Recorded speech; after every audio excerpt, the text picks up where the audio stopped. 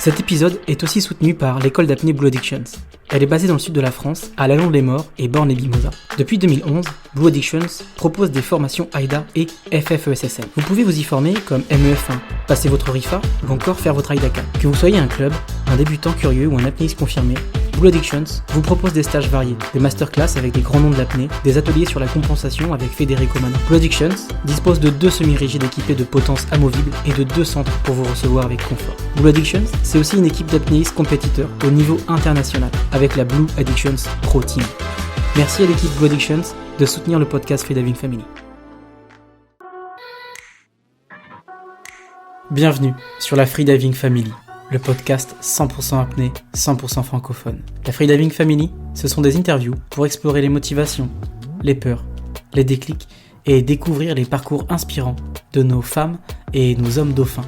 Je suis Julien Moreau, membre de l'équipe de France d'apnée AIDA 2024, ainsi qu'AIDA Master Instructeur. Mais je suis avant tout, comme vous, un amoureux de l'océan et de la communauté apnée. Depuis 2021, je parcours le monde, de Bora Bora au Blue Hole égyptien. Sur ma route, je tends le micro aux freedivers vivant leur rêve de grand bleu. Installez-vous confortablement et bonne écoute à vous. Mais avant, n'oubliez pas de vous abonner à la Freediving Family, le podcast 100% apnée. Tu as envie de progresser en profondeur et en relaxation? Rejoins-moi en stage d'apnée à Dahab, dans une eau chaude et translucide. 7 jours d'apnée, 8 sessions dans l'eau, yoga, breathing class et cours de compensation. Frenzel, Mousefeel, bref, tout ce qui permet d'aller toujours plus profond. Sans oublier des activités dans le désert, sorties dans le mythique Blue Hole, Lighthouse, mais aussi des sessions de nuit pour travailler le mental et profiter du plancton fluorescent. En général, les stagiaires gagnent 5 à 20 mètres en une semaine et améliorent grandement leur plaisir sous l'eau. Plus d'infos sur la page Insta Freediving Family ou sur julienmoreau.org. Salut, la Freediving Family, ici Juju. Aujourd'hui, vous allez avoir la chance de découvrir le parcours de Walid Boudiaf, un freediver de 47 ans, franco-tunisien, qui a la particularité d'avoir eu le record du monde en poids variable. C'est une descente à la gueuse, tête en haut, avec une remontée en monopalme sur une profondeur de 150 mètres. Vous imaginez 150 mètres de descente, 150 mètres de remontée. Tout ça à une vitesse de 3 mètres par seconde. Vous imaginez bien que la compensation doit bien se dérouler pour pas se faire un tapon. Walid a grandi en Tunisie jusqu'à ses 23 ans, puis il est devenu un citoyen du monde, entre la Colombie, les Caraïbes, la France, la Tunisie, Tenerife. Et au fil des ans, il a gagné en niveau, jusqu'à devenir un athlète professionnel, adepte dans par exemple du Vertical Blue, où il va très souvent faire des belles performances. Walid revient sur ses galères sur l'île de Saint-Andrés, comme le jour où la police anti-narcotrafiquant l'a arrêté sur la plateforme d'apnée car il l'avait pris pour un des trafiquants. Il nous explique sa rencontre avec son premier maître d'apnée, Karl Pernet, sur sa découverte de l'apnée via la chasse sous-marine avec son papa en Tunisie. Et puis il revient aussi sur la découverte de l'apnée qu'il a pu faire à Bogota d'une manière un peu différente lors d'une invitation surprise pendant un entraînement de rugby subaquatique. Car oui, en Colombie, les sports subaquatiques sont extrêmement développés, comme le hockey, le rugby, et c'est là que certains lui ont dit « Non mais Walid, t'es trop fort en apnée, t'as une très bonne apnée, donc tu devrais peut-être t'y intéresser un petit peu plus. » Walid nous raconte ses débuts en tant qu'instructeur d'apnée à Roatan, et comment il a bien galéré pour vendre du freediving à l'époque. Bah oui, parce que maintenant le freediving c'est un petit peu plus populaire, mais dans les années 2005-2008, c'était un sport encore très niche. Pour l'anecdote, Walid, il allait sur une épave à 35 mètres de profondeur avec des cartes de visite plastifiées et il les distribuait aux plongeurs bouteilles pour les inviter à prendre des cours d'apnée. J'adore cette anecdote. Rien n'arrête Walid. Bref, c'est un homme qui a plus de 20 ans d'expérience dans le freediving en tant qu'athlète, en tant que recordman du monde avec ce fameux 150 mètres en variable, en tant qu'organisateur de compétition, en tant que coach. Alors mesdames et messieurs, prenez le temps de vous enrichir grâce à son parcours. Mais avant, pensez à vous abonner au podcast et à le noter 5 étoiles sur toutes les plateformes. Et puis aidez-moi à concrètement pérenniser ce podcast en devenant tipeur et offrez-moi 2 ou 3 euros par mois, ça aide beaucoup. Maintenant, laissons place à Walid Boudiaf, le Tunisien le plus profond de l'histoire, avec un 150 mètres variable.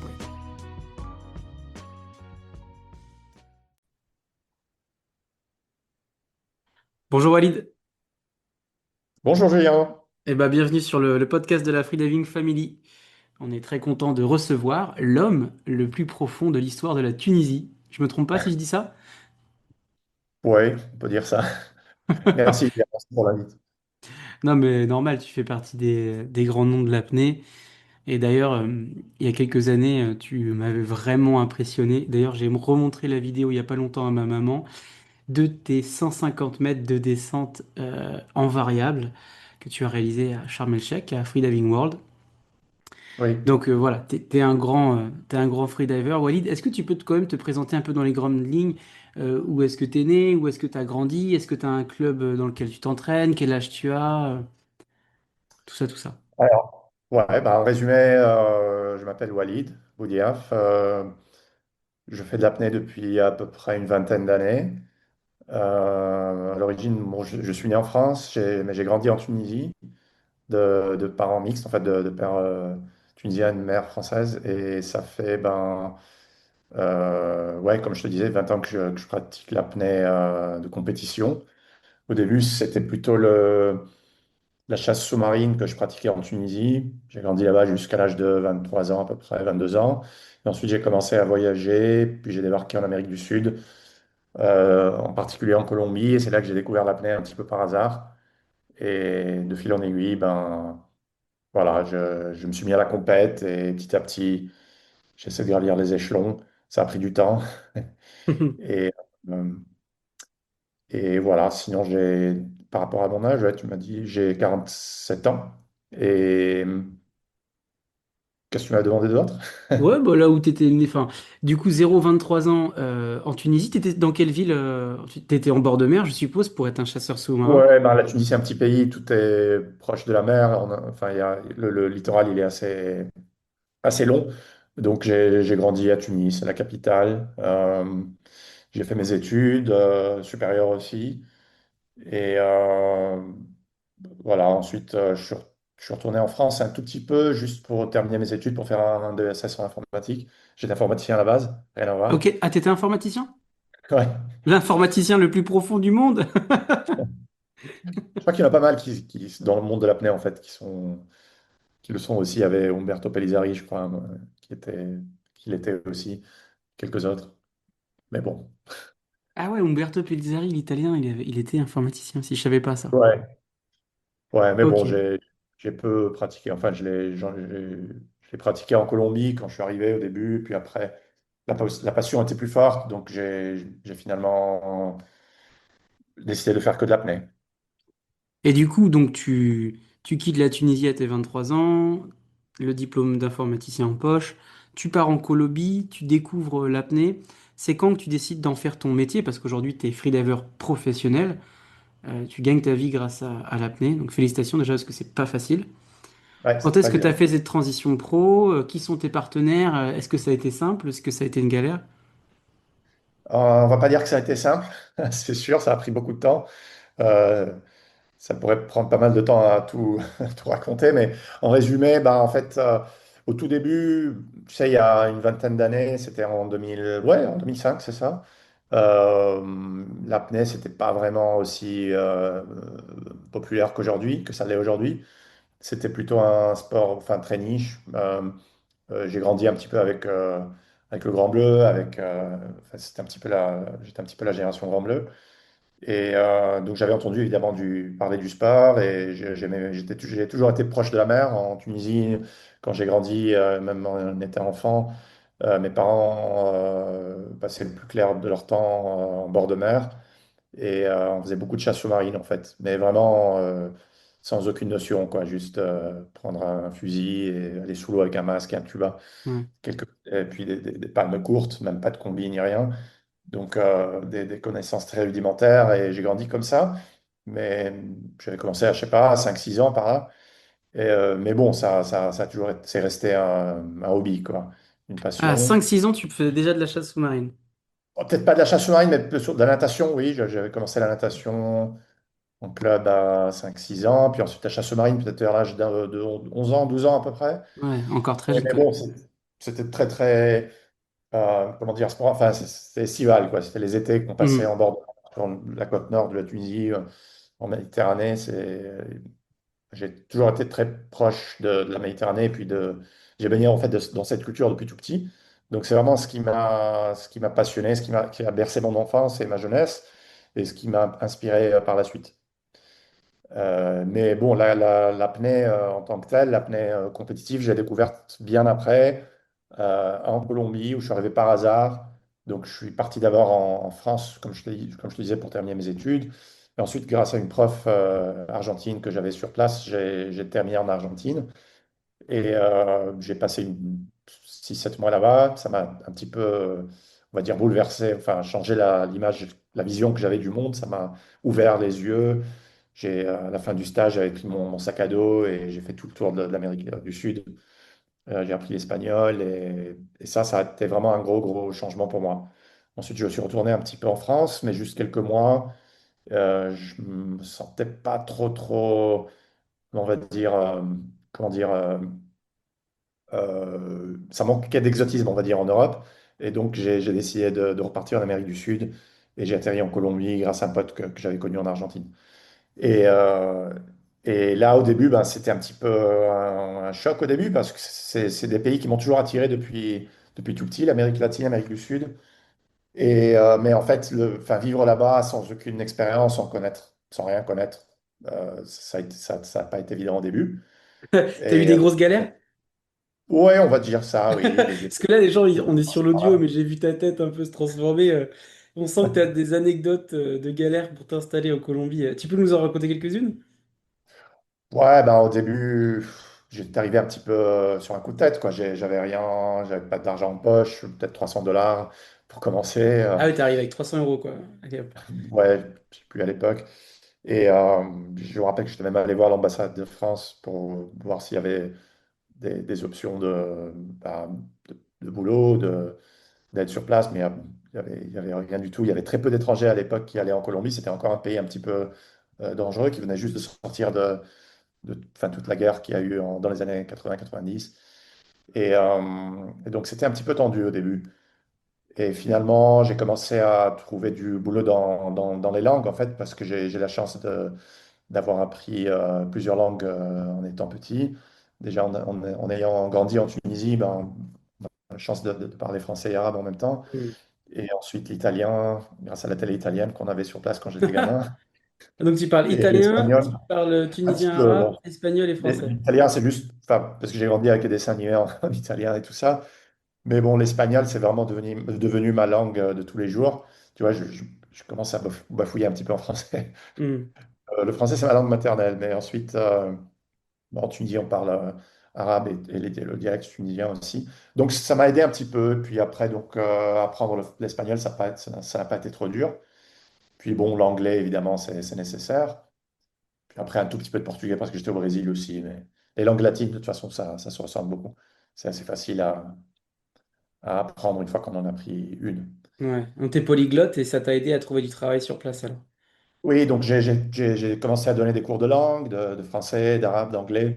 J'ai travaillé dans les traductions simultanées, j'étais interprète. Euh, Ah, t'étais interprète carrément pour qui? ben, de différentes sociétés américaines ou françaises implémentées en Colombie. J'ai même participé à... Il y avait une société française qui avait des investissements en Colombie. Et puis, à chaque fois que euh, les, euh, les directeurs, les PDG venaient sur place, donc je faisais l'interprète ou alors interprète de conférence aussi. Je vais participer à des négociations d'émeraudes ou des trucs un petit peu plus... Ah, des négociations de pierres précieuses alors. Voilà, c'était un petit peu c'est un peu la plaque tournante des émeraudes de la Colombie. Et comment t'es arrivé à l'apnée au Colombie alors? Qui c'est? Est-ce que t'as rencontré un instructeur? Est-ce que tout de suite t'as fait une première compétition? Comment t'as mis tes premières palmes pour l'apnée Ben, en fait, profondeur? en Colombie, il n'y avait pas grand-chose à l'époque, d'ailleurs, nulle part, d'ailleurs, à part peut-être le sud de la France, Nice à l'époque, mais il n'y avait pas vraiment, il n'y avait pas encore d'école d'apnée, il n'y avait pas beaucoup d'instructeurs d'apnée. Il n'y en avait même pas du tout, je Bah crois. ouais, 2005, pas Par beaucoup, hein. contre, ouais, donc, par contre, en Colombie, ce qui y a d'assez intéressant, c'est que c'est un pays qui a énormément développé les sports subaquatiques. Mis à part l'apnée, il y a d'autres sports évidemment comme le hockey, le rugby subaquatique, la photographie sous-marine et la monopale, la nage avec palme, la nappe. Donc ça, j'ai tout de suite remarqué ça en Colombie. Je me souviens que j'ai commencé à... déjà, enfin, j'ai atterri à Bogota. Il faut savoir que Bogota, c'est une ville à 2600 mètres d'altitude, perchée en plein milieu des montagnes, donc très, très loin de la mer. Et moi, j'ai toujours vécu en bord de mer, pratiquement, que ce soit à Tunis, à Marseille, à Buenos Aires, en Argentine, et un petit peu à Barcelone aussi. Donc, j'ai toujours été proche de la mer. Donc, ça m'a vraiment manqué. Donc, j'ai commencé à fréquenter une piscine qui venait d'ouvrir, un complexe aquatique super moderne à Bogota. Et donc, ils avaient cette piscine plus ou moins profonde, 5-6 mètres, où ils avaient une team, une équipe de rugby subaquatique. Et moi, j'y allais tous les jours, puis j'allais nager tout seul, je faisais des apnées sous l'eau tout seul, je ne savais pas que c'était dangereux à l'époque. Et, euh, et donc un jour, et puis je voyais les gars de rugby subaquatique jouer, ça m'a intrigué beaucoup. Je ne sais pas si tu connais, mais je crois que c'est pas très répandu, mais dans certains... Ouais, il y a le hockey subaquatique, le rugby subaquatique. On a quelques équipes en France d'ailleurs. Et c'est Ouais, vraiment un beau travail de tolérance au CO2, ce sport-là. tout à fait. Donc le hockey subaquatique, c'est plus connu en France. Le rugby, un peu moins. C'est plus dans les pays scandinaves et l'Allemagne, et pour une certaine raison, la Colombie. C'est arrivé par hasard, je crois, là-bas. Puis dans les années 80, 90, ça s'est beaucoup développé. Du coup, ils ont une équipe très très forte. Ils ont été champions du monde plusieurs fois. Pareil pour la nage avec palme. Et donc un jour, voilà, je nageais tout seul un dimanche. Les dimanches, ils ont les matchs. Et donc, je regardais un petit peu les gars jouer. Puis, il y a un gars qui s'est approché de moi. Il m'a dit, tu veux pas tenter de jouer avec nous parce qu'on te voit tous les jours, tu as l'air d'avoir une bonne apnée. Et j'ai dit, OK. Il m'a un petit peu expliqué. J'ai rien compris. Je suis rentré dans le jeu. Ça a duré, je sais plus, 15 minutes ou une demi-heure. C'est un jeu assez agressif aussi, il faut dire, sous l'eau. Ouais, ça Mais tape. comme je disais, un très très bon travail hypercapnique. Donc, quand j'ai terminé le match, j'étais couvert de bleu, j'étais tout. On dirait que j'étais sorti d'une baston. Et le gars en question m'a dit, écoute, pour le rugby, tu n'es peut-être pas très, très agile, on va dire, tu es un petit peu lent. Mais en fait, tu devrais peut-être penser à l'apnée parce qu'on a remarqué que t'as une assez bonne tolérance, donc tu arrives à tenir assez longtemps sous l'eau. Donc, regarde peut-être plus de ce côté-là. Puis ça m'a mis la puce à l'oreille, et puis j'ai commencé à chercher un petit peu euh, la- par rapport à l'apnée, qui était bon en apnée à cette époque en Colombie. Et à l'époque, il y avait deux frères colombiens qui étaient très connus dans le milieu de l'apnée. À l'époque, il y avait un forum qui s'appelait deeperblue.net. Il n'y avait même pas Facebook. C'était en noir et blanc. Non, c'était il y a pas mal de temps. Et donc, sur ce forum, donc, il y avait Franck Pernet, qui est un médecin pneumologue, un des spécialistes de la physiologie en apnée, qui était aussi apnéiste, qu'il est aussi toujours. Comment Et tu dis? Franck Pernet, Ok, il, Franck il Pernet. a- oui, il se fait un peu discret, mais pour moi, c'est vraiment la personne qui s'y connaît le plus au monde au niveau de la physiologie en apnée. En ce moment, il fait de la recherche avec Erika Chagatai en Suède Ok. Et sur il parle l'apnée. français, ce Franck? Non, Ah, enfin, il est colombien, donc espagnol et anglais. Mais si ça t'intéresse, oui, Franck Pernet, c'est vraiment pour moi la ok. référence en matière de physiologie. C'est un gars c'est une encyclopédie pardon, de l'apnée. Et en plus, ben, il a tout un historique derrière. Et son frère, Karl Pernet, à l'époque, ben, c'était en fait un des gars les plus forts en statique au monde, Ah pratiquement. ouais. Et je ne sais pas si tu te rappelles d'une compète qui a été organisée à Monaco par le Prince avec Avec Stéphane Pierre Dussup, Frolat? et Pierre Frolat, Eric Oui. Fata. Là où Et, il se faisait, il y avait de la musique à fond, il faisait la fête, il faisait le show et il se faisait une battle de statique comme ça, là. exactement, deux Ah ouais, contre Pierre un. Frolat l'a raconté dans son épisode. Voilà. Donc, ben, en fait, dans cette compète, c'était donc un tournoi de statique, et ils avaient invité les 7 meilleurs apnéistes en statique au monde. Et lui, Karl Pernet, le Colombien, il en faisait partie. C'était vraiment un des tops à l'époque. Il faisait plus de 8 minutes, mais je te parle d'il y a 20 ans. Ouais. Euh, C'était vraiment une référence. Donc, je l'ai contacté. À l'époque, c'était un petit peu compliqué parce qu'il vivait sur une petite île qui s'appelle San Andrés. dans les Caraïbes, très très loin de Bogota, et plutôt dans l'Amérique centrale, enfin en face du Nicaragua.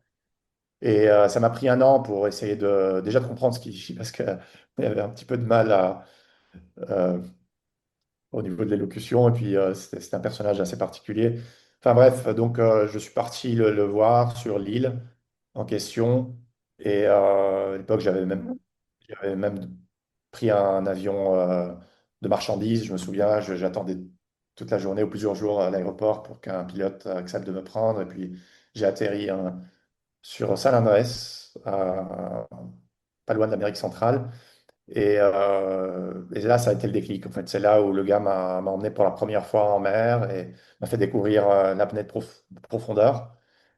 Et je suis resté un mois sur place avec lui à m'entraîner. Il m'avait montré un petit peu les bases de la respiration. Il avait des méthodes un petit peu particulières, peu orthodoxes, enfin, comparées avec celles d'aujourd'hui. Ça veut C'était dire quoi? vraiment du Beaucoup d'hyperventilation? à fond, oui, et Ouais. enfin, beaucoup de carpes. Et, mais très, très, comment dire, il y avait un côté spirituel aussi que j'ai retrouvé sur l'île. Et puis ça m'a beaucoup influencé au début. Ouais. Donc en fait, c'était un peu Karl Pernet sur cette île en Amérique centrale. Ça a été un peu ta figure de, comment on dit, quelqu'un qui t'a inspiré, Oui, c'était une inspiration au ton début, maître, c'est un peu clair. comme un maître.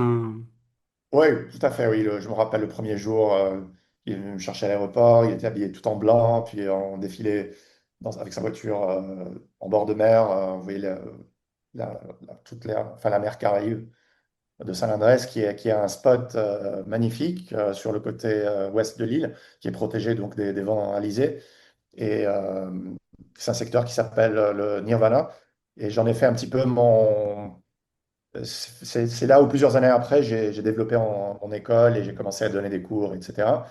Et c'était là où la première fois j'ai fait mes premières descentes. Donc après un mois sur place, à m'entraîner avec lui, j'ai réussi à descendre à 50 c'est quelques, 51 mètres par là. Et je faisais un petit peu plus de 7 minutes en statique. Donc Waouh. j'étais bon en statique parce que je m'entraînais beaucoup en altitude. Donc Bogota, comme je te disais, c'est à 2600 mètres d'altitude. Et en Ouais. fait, c'est là où j'ai découvert l'apnée. Donc je ne connaissais pas d'autres. Pour moi, c'était ça l'apnée, c'était de retenir ma respiration en altitude. Et à Bogota, je pouvais tenir difficilement 5 minutes, quoi. C'était vraiment très, très dur Mm. d'arriver à ça. Dès que j'arrivais au niveau de la mer, paf, je pourrais faire 7 Mm. plus de 7. On le rappelle pour les gens, plus on monte en altitude, moins on a d'oxygène, donc le corps doit produire des globules rouges. Et c'est Voilà, pas le même effort que lorsqu'on est au niveau de la mer. C'est pas la même concentration gazeuse dans l'air. Donc ça n'a pas les exactement. mêmes effets physiologiques. Tout Et à donc fait. ce Karl habillé tout en blanc, tu t'es entraîné avec lui un mois, t'as plongé à 50 mètres, 7 minutes en statique. Et du coup, c'était quoi? C'était du poids constant, c'était du no limit, c'était du variable? Je me souviens même plus à l'époque, c'était, je pense, plutôt du bipalme. Oui, du bipalme. J'avais pas encore maîtrisé la mono, j'avais même pas commencé à m'entraîner en mono. Je faisais un petit peu de bipalme, mais j'étais vraiment tout nouveau, quoi. J'y connaissais pas grand-chose. Mais t'étais un gamin, t'avais quel âge? T'avais 25, 26 ans? Ah, pas si gamin que ça, ouais, 26 par là. 26 ans. Ouais, je crois, ouais. Ouais, c'est génial. Et comment tu dis qu'elle s'appelle cette île? San Andrés. San San Andrés, Andrés. San Andrés Island. Ça fait partie de Ok. la Colombie, mais c'est vraiment perdu en plein, juste en face du Nicaragua. Ok. En Donc, face de l'Honduras, tout ça, Roatan. ouais, Et pas loin.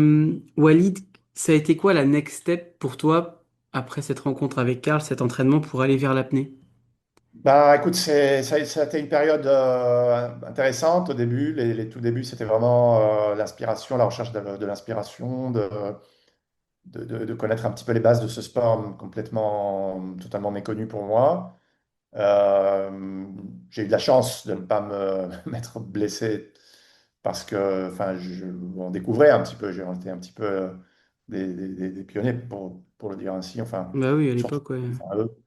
Et moi, j'ai appris un petit peu comme ça. Donc j'étais revenu à Bogota parce que je bossais à Bogota. J'étais un petit peu loin de la mer. Mais bon, j'ai continué à m'entraîner très dur en piscine. J'y allais tous les jours. Je faisais du rugby sur aquatique. Après, je me suis inscrit en mono. Donc, je faisais de la nage avec palme. les Colombiens, ils sont très très forts en nage avec palme. Ils ont un champion du monde qui détient le record du monde de sprint sur les 50 mètres. Il fait En- combien? je crois qu'il faisait 13 secondes Ah et ouais. quelques Moi, je faisais secondes. 21,80 quand j'avais 15 ans, là. Ouais, bah, c'est ce J'étais que j'ai fait lent. après aussi. J'ai fait 21 et quelques, 22 par là. Mais bon, eux, ils font ça plutôt gamin. En plus, Ouais. il faut savoir qu'ils plongent quand même du plongeoir, ça aide un petit peu. Ouais. Et après, bon, ils sont bâtis pour ça en Colombie, surtout dans toutes les villes, ou même des fois des petits villages comme ça, ben, tu as une équipe de nage avec palme. On ne sait pas pourquoi. C'est Il y a génial. des gamins qui trimballent leur mono, même sur San Andrés, sur la petite île dont je t'ai parlé. À l'époque, ils n'avaient même pas de piscine, et ben, ils s'entraînaient en mer. C'est génial. Ah, j'ignorais D'ailleurs, qu'en Colombie, il y avait énormément de nappeurs. ah oui, la nage avec palme, c'est vraiment c'est une institution là-bas. C'est impressionnant. Et, euh, et donc, j'avais appris avec quelques profs sur place. Après, c'était une méthode comment dire, un peu soviétique, on va dire, hein, avec beaucoup de fonds, donc des milliers Hmm. de mètres, Du volume. voilà, beaucoup de volume sur chaque session. Et bien après, j'ai réussi à travailler certains côtés techniques que j'avais pas vu au départ, qui étaient un petit peu, j'étais peut-être parti sur de mauvaises bases parfois. Euh, mais bon, oui, ça a pris un certain temps. Et ouais, je me suis un petit peu perdu au fil des... Non, bah tu disais que tu étais rentré à Bogota, que tu faisais Voilà, la nage avec palme en monopalme, que tu faisais du rugby subaquatique. Donc tu continuais à t'entraîner en apnée, mais tu étais au centre de la Colombie, loin de la profondeur. exactement. Donc, et surtout, ben, j'avais pas trop accès à la profondeur. Ce qui me plaisait vraiment, ça a toujours été la profondeur, la Hmm. piscine. C'est bien pour la technique et l'apnée, mais bon, pour moi, l'essence de l'apnée, c'est la profondeur. Donc, ça a pris du temps. De temps en temps, je retournais sur l'île, à Saint-Andrés, pour m'entraîner, mais bon, il n'y avait pas assez de sécu, il n'y avait pas une logistique conforme. Donc, j'ai Mais il y commencé avait à... du monde autour de Karl ou tu étais tout seul avec Karl Non, Pernet? non, il y avait vraiment pratiquement personne. Quelques passionnés, un ou deux, mais bon, on était vraiment un petit groupe de rien du tout. Ouais. Et puis à l'époque, il n'y avait pas de contrepoids, il n'y avait pas de longe, vous n'aviez pas Ah non, non. d'oxygène. Il n'y avait rien, quoi. Non, d'ailleurs, j'ai oublié de parler de ma première compète. D'ailleurs, c'était un an donc, après avoir découvert l'apnée sur San Andrés avec Karl. J'ai eu la merveilleuse idée de m'inscrire à ma première compète en France. Donc, je suis retourné à Marseille. Et à l'époque, il y avait une compète mythique qui s'appelait la Coupe des Calanques. Hmm. Donc, j'y suis retourné et j'avais pratiquement aucune expérience. Enfin, oui, c'était ma première compète. C'était ma première compète. J'avais aucune expérience en compétition. C'était quoi, 2006-2007, ça? C'était en 2007. 2007, La ok. Coupe des Calanques. Je crois que c'est la dernière Coupe des Calanques, il me semble d'ailleurs, en Mhm. 2007. Et donc, j'arrive en Méditerranée après quelques mois d'entraînement aux Caraïbes. Je passe donc d'une eau chaude à 27 degrés, sans aucun courant, sans vague, sans courant, à une eau tu sais comment c'est, à peut-être 25 en surface, 13 en Ouais. fond, des vagues, du courant dans tous les sens. Donc la première plongée, c'était vraiment pas très bien passé. Donc et je me souviens, j'avais atteint, je crois que j'avais annoncé 47 mètres. Oui, 47 mètres. Parce que Et à moi, les l'époque, résultats que j'ai, c'était bah, en juin 2023. Tu as fait la Coupe des Calanques donc en 2007. Tu as fait 75 mètres en dynamique. Tu as fait 6 minutes 5 en statique. Et je vois pas la profondeur. bah oui, j'ai eu une LMC en surface, Ah, j'ai été qualifié. Donc c'est le petit carton rouge qui fait que c'est pas sur les résultats. voilà. Ok. Donc pour une première compète, c'était pas très très bien parti, c'était pas top. Les conditions étaient vraiment dures ce jour-là. Il y avait beaucoup beaucoup de houle et de vagues en surface. D'ailleurs, juste après un plongée, je crois qu'ils avaient annulé la compète. Donc la moitié des athlètes n'ont pas réalisé leur perf. Je ne sais plus comment ils ont fait le compte après le décompte des résultats. Bah, on le rappelle parce qu'à l'époque, c'est des coupes. Donc, ils faisaient un mélange entre profondeur, Oui, statique et dynamique. Ça, c'est tout à fait. vraiment old school. Et je me souviens bien du record national de Morgan. À l'époque, il me semble que Morgan c'était Bourkis, qui est 50 le mètres. fondateur du Massilia Club à Marseille. Voilà. Qui a fait un CNF à 50, il me semble. Et il y avait Guillaume, il y avait William Winham. Euh, ouais, c'était assez intéressant. Par contre, en piscine, enfin en statique, je me suis un peu mieux débrouillé. J'ai fait 6 minutes et quelques. Je crois que c'était Ouais, juste six quelques cinq secondes, et 99 mètres. Ouais. voilà, quelques secondes en dessous de Guillaume. Bon, Guillaume, c'était pas trop fort non plus, de toute façon, là, le statique. Ouais, le statique Guillaume Néry, il est pas fan. Ouais. Et donc, voilà, c'était ma première euh, expérience en compétition. Ensuite, je suis retourné en Colombie et j'ai cherché un petit peu à me former de façon plus sérieuse. Et à l'époque, il y avait le fameux cours de Umberto Pellizzari, mais c'était un petit peu loin, c'était en Égypte, ici d'ailleurs. C'était à Et Sharm el-Sheikh, du coup, ouais. je sais plus, à l'époque où il le faisait, je crois que c'était même à Darabim, il me semble, ou à Ah, Charm yes. peut-être. À la maison, quoi. Ouais. Et voilà, c'était beaucoup trop loin pour moi. Et par contre, il y avait William Trowbridge qui commençait tout juste aux Bahamas à implémenter son Vertical Blue. Hmm. Donc, j'avais écrit, c'était en 2007, 2008. Et on a commencé à échanger depuis cette époque. Et j'ai décidé de franchir le pas et d'y aller. Donc, la première année, c'était en 2008, où j'ai découvert le Blue Hole, Dean's Blue Hole, avec William qui avait organisé son premier stage masterclass. Donc, j'y ai participé. Et là, ça a été le déclic. C'était vraiment la première fois où j'ai appris vraiment sur de bonnes bases avec William, enfin, un gars qui est super méticuleux, analytique, euh, qui m'a surtout appris la méthodologie, on va dire, et l'organisation plutôt qu'autre chose. Enfin, c'était pas forcément une découverte sur le plan, enfin, des connaissances, ou Hmm. c'était plus voilà, la manière dont il organisait ses entraînements, et il est vraiment carré et tout. Sur la Donc ça, structure la oui, planification d'entraînement, là. ouais, Ok. ouais. Ça, enfin, pour moi, c'était une découverte parce que j'avais aucune idée. Tu vois, je suis pas sportif à la base. Je suis pas un athlète de haut niveau à cette époque-là. J'ai pas fait de quelques sports de haut niveau quand j'étais gamin, mais ça n'a pas duré longtemps. Enfin, c'était surtout des arts martiaux et un petit peu de natation. Mais voilà, le fait de s'entraîner sur plusieurs années avec des objectifs, etc., avec la Hmm. périodisation, tout ça, c'était un peu nouveau pour moi. Mais en tout cas, Donc, avec William, on peut voir que William, Turbridge, donc il a le record du monde à 102 mètres en CNF. Et je crois qu'il t'a inspiré parce que pendant ce Vertical Blue 2009, tu n'as fait que du CNF.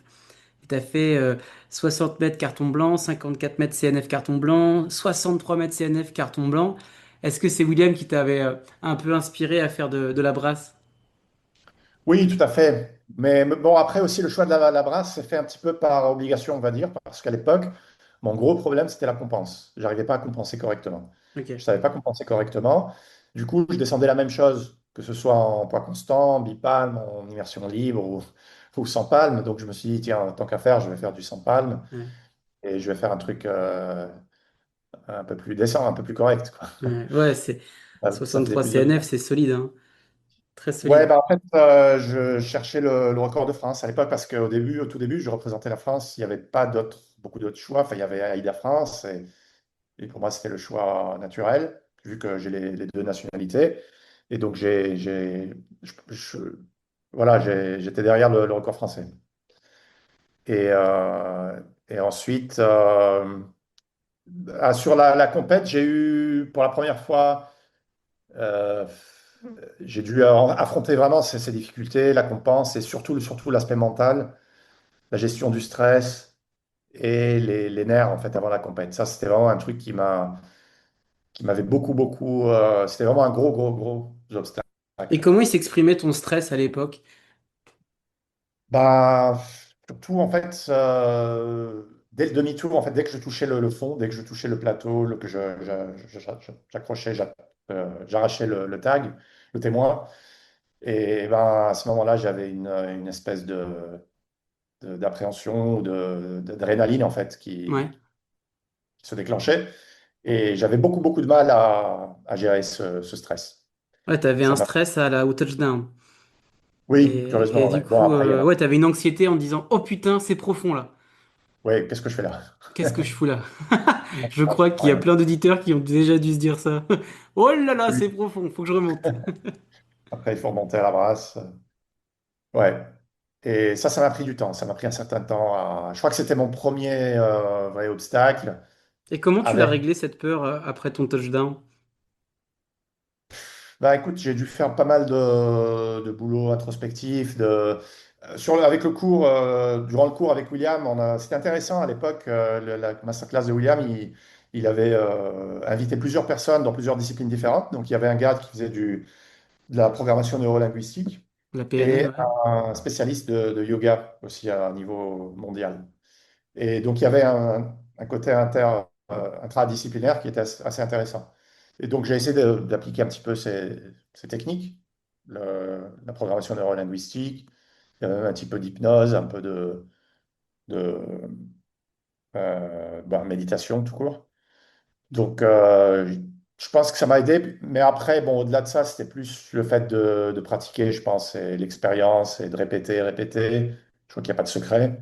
Ouais, c'est l'expérience, quoi. Euh, voilà, de plus en plus, j'ai essayé d'associer la plongée à ma méditation, en fait, parce que je me sens beaucoup mieux, enfin, je me sens en paix sous l'eau, je me sens libre, donc j'ai essayé de faire pas un effort, mais un lien entre le milieu Entre la aquatique méditation et la et méditation. l'apnée.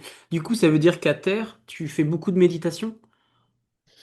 Pas vraiment, en fait, j'ai essayé pendant plusieurs années de faire en sorte que la plongée elle-même se transforme en ma méditation. De cette manière, j'ai essayé de développer un lien vraiment étroit avec l'eau pour que je puisse avoir envie à chaque fois d'aller dans l'eau. Tu vois, parce que quand on fait ce sport de manière compétitive, ça devient un petit peu répétitif. Donc j'ai essayé de vraiment rechercher avoir ce besoin d'aller sous l'eau pour être en état méditatif. Donc à l'époque, et pendant plusieurs années, en fait, j'ai arrêté de faire de la méditation. Au tout début, oui. Puis j'avais même embauché un gars qui me faisait de l'hypnose, qui venait chez moi, j'avais testé pas mal de techniques. Mais bon, après, j'ai abandonné, puis ça allait plus sur feeling. Mais curieusement, là, dernièrement, juste cette année d'ailleurs, j'ai repris un petit peu les techniques de méditation. Ok. Et quand est-ce que tu as fait la transition entre le Walid hyper motivé qui progresse et le Walid, putain, je gagne ma vie avec l'apnée, je suis un professionnel de la discipline. Ouais, ça a pris beaucoup de temps parce que aussi, enfin, à l'époque, ça me semblait complètement irréaliste de vivre de l'apnée. Je pensais pas du tout en vivre. Moi, ce que je voulais, c'est bosser, enfin, avoir un boulot qui me permette de vivre ma passion. Et à côté, faire ce que j'avais envie de faire, puis voyager. Ça a toujours été mon plaisir, en fait, de voyager, de découvrir d'autres cultures et utiliser l'apnée comme moyen voilà, pour découvrir la mer, pour découvrir interagir avec d'autres personnes, avoir des amis qui font la même chose. Donc, ça n'a jamais vraiment été mon objectif de vivre de l'apnée et même pas de donner des cours, en fait. Mais à certains moments, bon, après l'apnée, ça a commencé à se faire connaître, à exploser un petit peu. Et donc, entre-temps, j'ai décidé à un certain moment de partir de la Colombie parce que j'arrivais pas à m'entraîner correctement, tout simplement. Puis à chaque fois, partir aux Bahamas, ben, ça coûtait des sous. Et Ah puis, ouais, tu vas pas dans les spots les moins chers. non, c'est sûr, même si c'était assez proche de la Colombie, Ouais, mais bon, ça reste des niveaux de vie très, très, très différents. ouais. Surtout en ayant un salaire colombien à l'époque. Bah ouais, Donc, Colombie-Bahamas, c'est pas la même chose, ouais. non. Donc, je me suis dit, ben, après la compète 2009, mon premier Vertical Blue, ça a été une expérience assez dure, on va dire, parce que je me suis beaucoup, beaucoup engagé dedans.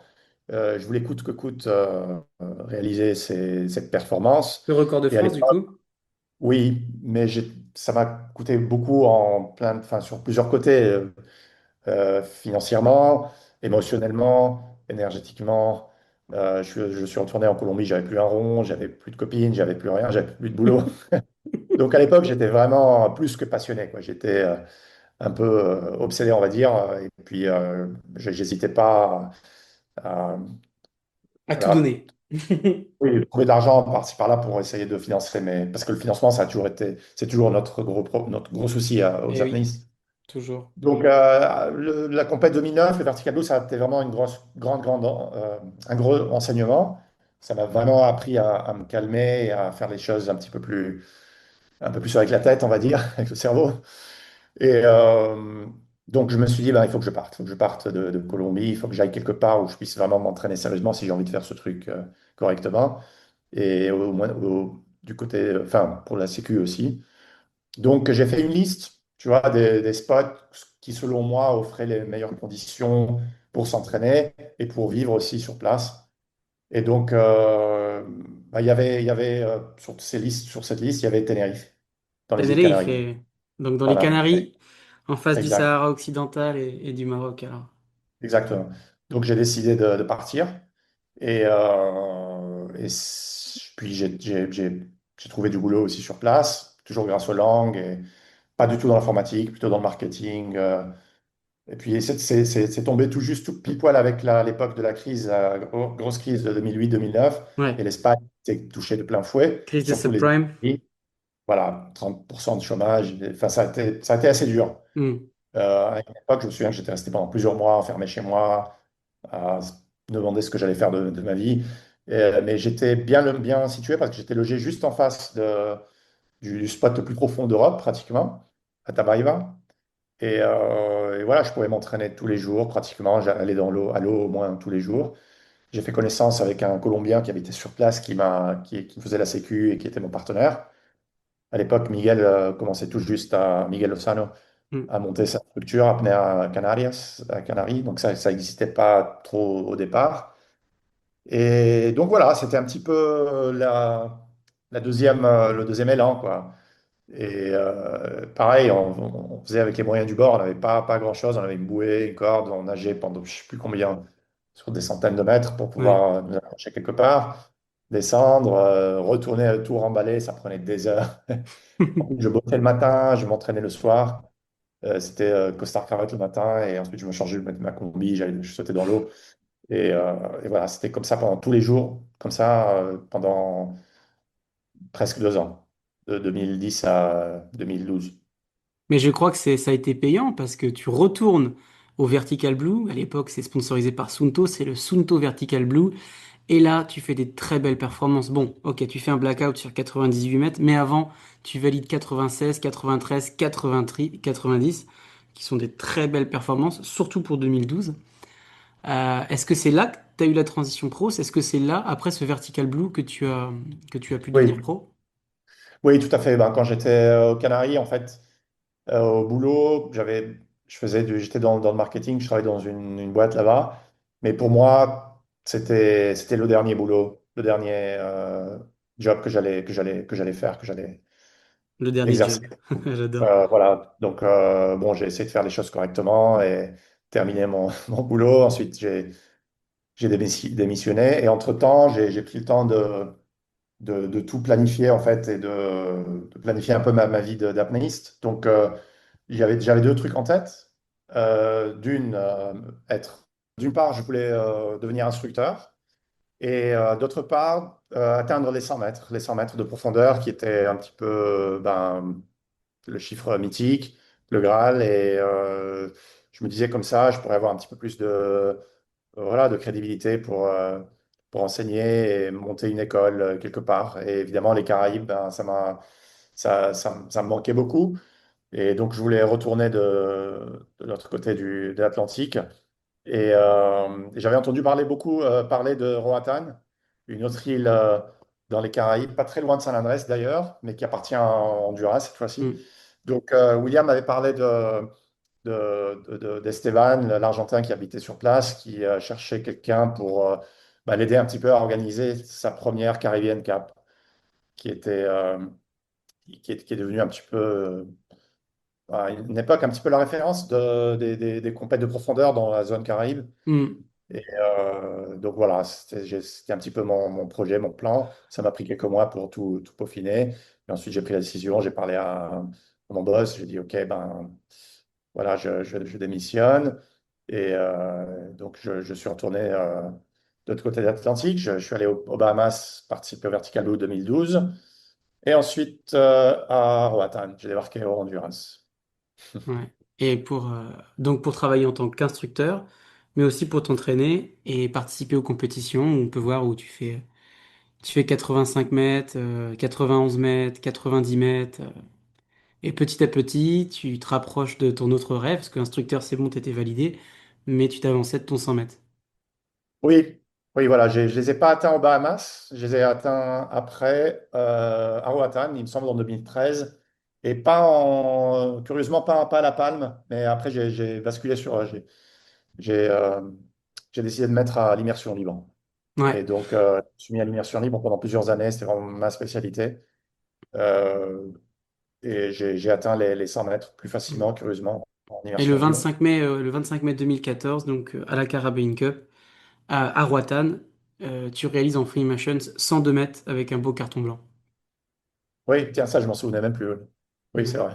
Donc en fait, t'as même pas fait un 100 mètres, t'as fait 102 mètres direct au complète. Oui, ben, je pense que il me semble qu'en 2013, j'avais fait les 100 mètres en entraînement.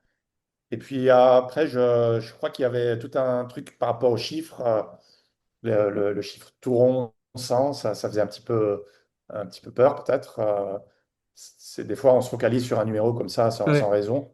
Donc, tant qu'à faire, autant mettre un ou deux mètres de 100, plus c'est ou beaucoup quand moins. même. Donc ça me fait peur. Je vais mettre 102, c'est mieux. Mais bon, je les avais fait en entraînement parce que j'ai jamais réussi, enfin, j'ai jamais fait de PB, on va dire, de personal best en compète. J'ai toujours fait j'ai toujours fait plus en entraînement, quoi. Ok. Ouais. Donc là, 2014, t'as ton 100 mètres en poche, t'es instructeur et t'es heureux à l'époque? Oui, c'était une expérience assez intéressante et Roatan, c'est assez chouette comme île. Et puis, en plus, j'étais vraiment, j'étais le précurseur un petit peu de l'apnée. Il y avait personne qui savait de quoi je parlais, même au début, quand je faisais de la promo pour les cours de freediving. Je me souviens que les Américains sur place, ils croyaient que que je faisais des discounts, des promos pour des cours de plongée bouteille pour gratos, quoi, for free, Oh my God, freediving, ok. Plonge gratos. freediving. Ils Donc sont ça m'a drôles pris ces pas mal de Américains. temps. Au début, j'ai essuyé pas mal de revers, pas mal de déceptions parce que je me souviens le premier cours que j'avais donné, j'avais placardé des posters un peu partout sur l'île avec freediving courses. Et un jour, je vois une, euh, une touriste américaine qui regarde mon poster et qui était vachement intéressée avec sa famille. Et je lui demande si elle est intéressée. Elle me dit oui, bien sûr. Bon, ben, on se retrouve demain à 8 heures pile au dive shop pour commencer. J'étais tout content. Je suis parti faire réviser mes trucs, mes diapos, tout ça. Et le lendemain, j'arrive ponctuel au rendez-vous et je commence à leur montrer des vidéos d'apnée et tout ça. Et je vois les gens qui se regardent entre eux et qui ne comprennent pas du tout de quoi j'étais en train de parler. Et enfin, la fille me dit, I don't want to do that. I just want to dive. Et je lui ai dit, OK, so you want to scuba dive? Yeah, you know, the tanks and stuff. Ah, OK, OK, bon, allez au dive shop. Parce que moi, je donne des cours d'apnée. Et donc, ça a pris pas mal de temps pour essayer de faire comprendre aux gens qu'il y a autre chose, qu'il y a de l'apnée. Ensuite, mon premier client, je crois que c'était un Français qui était venu sur l'île pour connaître. Et bon, là, il savait évidemment de quoi je parlais. Et c'est que ça a commencé comme ça. Mais au début, c'était vraiment dur. Les débuts ont été très, très difficiles. J'adore ton anecdote de l'américaine qui pense qu'elle va plonger gratos parce qu'elle sait pas c'est quoi le freediving. Oui, c'est véridique, hein. J'adore cette histoire.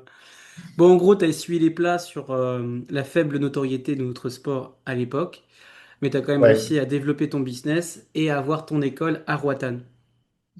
Oui, oui, à l'époque, bon, Esteban, c'était l'organisateur, donc il s'intéressait surtout à sa compète. Il voulait que je lui donne un coup de main euh, enfin, par rapport à ce que je savais de la compétition. Et c'est ce qu'on a fait. Et moi, à côté, ben, je donnais les cours, etc. J'ai essayé de promouvoir le sport. Je me souviens il y a beaucoup de spots pour la plongée bouteille à Roatan. C'est vraiment une destination mondiale pour la plongée. Et il y avait un spot assez profond à 30 mètres, jusqu'à 35 à peu près, où il y avait une épave très connue là-bas, où tous les plongeurs bouteilles de l'île enfin, se réunissaient, faisaient leur plongée là-bas. Et moi, ben, en apnée, je descendais avec mes palmes, etc. Et j'avais fait imprimer des cartes de visite en PVC Ah, avec j'adore. écrit bon dessus et le nom de l'école et tout ça. Et je distribuais ça aux plongeurs bouteilles sous l'eau. Mais Et c'est énorme, Walid. c'était assez rigolo. C'est une Et super idée. Tu me donnes envie de le faire à Dahab. voilà, ben, ça peut donner. Et des fois, ben, le soir, il me rencontrait dans la rue, il me disait, ah, c'est vous qui m'avez donné le carton, machin. Bon, après, c'était pas la foule non plus, Non, mais c'est drôle en tout cas. mais Distribution ça, de cartes de visite pour faire de l'apnée à 30 mètres de profondeur à des scuba divers. ouais, c'est assez rigolo. Ah, C'est marrant. j'adore. Puis après, bon, j'ai regardé des posters et tout. Et ça a augmenté petit à petit. Mais bon, finalement, j'ai duré que 2 ans en Bretagne. Finalement, le business, côté business n'a pas trop fonctionné avec le partenaire au départ, l'Argentin. Et on est resté amis, mais enfin, pas au niveau affaires. Donc, Hmm. finalement, j'ai décidé de partir. C'était aussi une décision un peu difficile. À chaque fois que je pars d'un spot comme ça, comme à Tenerife ou à Roatán, j'avais un petit peu un pincement au cœur par rapport à tous les gens que j'avais connus ou tout ce que j'ai vécu, surtout en apnée. C'était enfin, tout un tas d'expériences qui sont très, très. Ça prendrait des heures à raconter.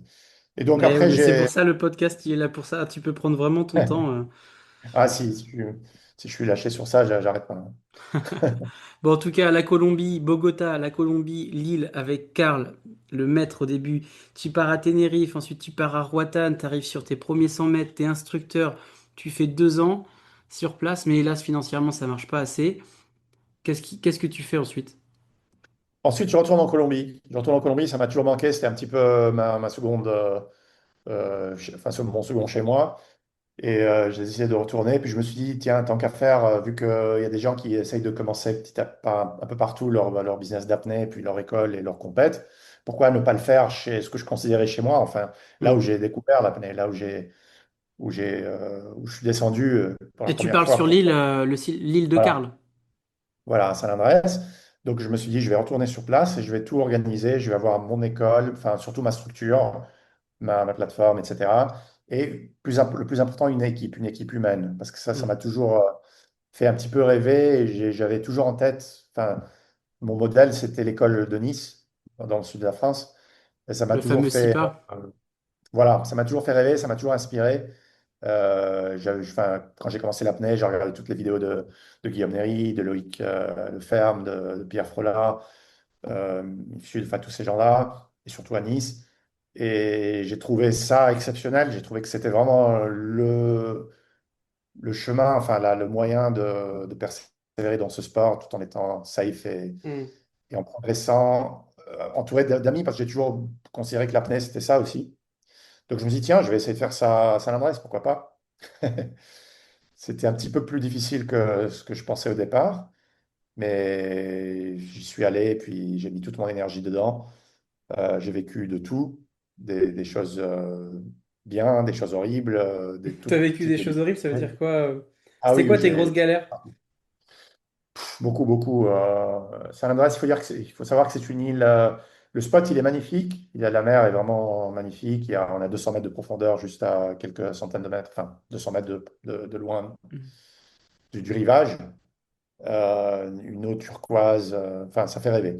Mais l'île, après, les conditions sur l'île, des îles, surtout dans les Caraïbes, après, ça sont un peu difficiles parfois. D'un côté, il y a une surpopulation, puis il y a quelques difficultés au niveau sécurité des fois, au niveau infrastructure, au niveau organisation.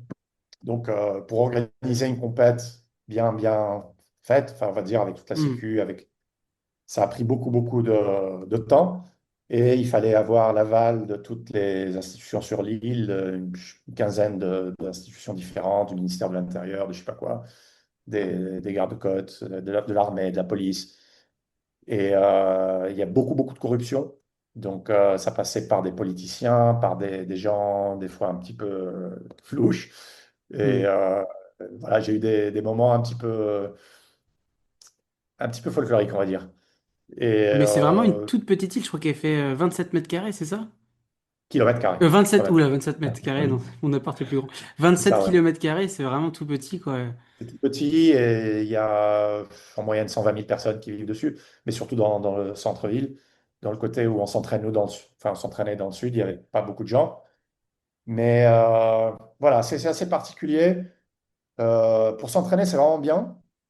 Après, pour vivre sur place, parce que moi, je vivais pratiquement sur place. En plus, il y a beaucoup de restrictions, même pour les Colombiens. Ils ne peuvent pas rester plus de, parfois, quelques semaines sur place. Ah Moi, je ouais? restais, moi, je repartais à l'intérieur, à Bogota, à Medellín.